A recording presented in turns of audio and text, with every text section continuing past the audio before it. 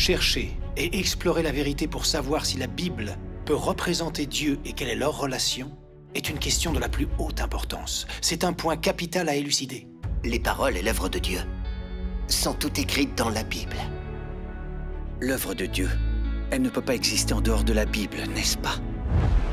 De nombreuses paroles prononcées par le Seigneur Jésus ne sont pas dans la Bible. C'est communément admis. Le Seigneur Jésus a annoncé à plusieurs reprises qu'il reviendrait. Comment les paroles du Seigneur Jésus de retour peuvent-elles être écrites à l'avance dans la Bible? La Bible contient déjà l'entièreté du salut de Dieu. La Bible représente le Seigneur. Amen. Amen. C'est un fait admis par tout le monde religieux. Si croire en Dieu, c'est croire en la Bible. Croire en la Bible signifie croire en Dieu. Amen. Prendre la Bible pour un substitut du Seigneur et les paroles et l'œuvre de la seconde venue du Seigneur, n'est-ce pas une trahison envers le Seigneur? Êtes-vous un serviteur du Seigneur ou un serviteur de la Bible?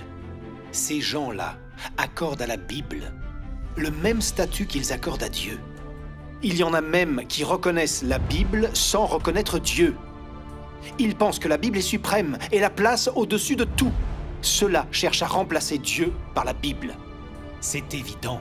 Le monde religieux a sombré au point de ne reconnaître que la Bible et ne parvient pas à croire au retour du Seigneur. Ils ne peuvent pas être sauvés.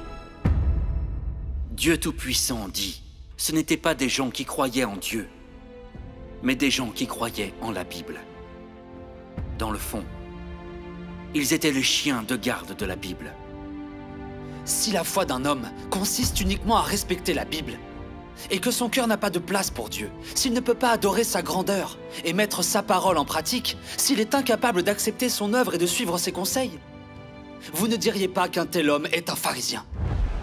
Je ne suis pas d'accord avec vos opinions. Nous ne devons jamais quitter la Bible dans notre foi. Dieu peut œuvrer pour sauver l'homme. Est-ce que la Bible peut en faire autant? Dieu peut exprimer la vérité. Est-ce que la Bible le peut? Absolument pas. Dieu peut éclairer, illuminer et guider l'homme à n'importe quel instant. Est-ce le cas de la Bible? Dieu est Dieu. La Bible est la Bible.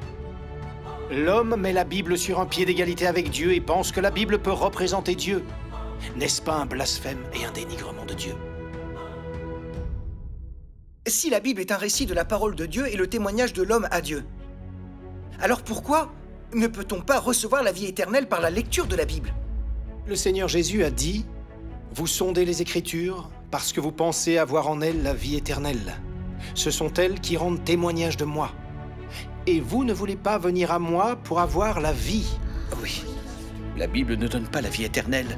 Seul le Christ est la vérité, le chemin et la vie. Amen.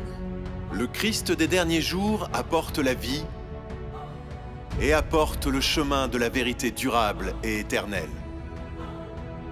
Cette vérité est le chemin par lequel l'homme doit obtenir la vie, et le seul chemin par lequel l'homme doit connaître Dieu et être approuvé par Dieu.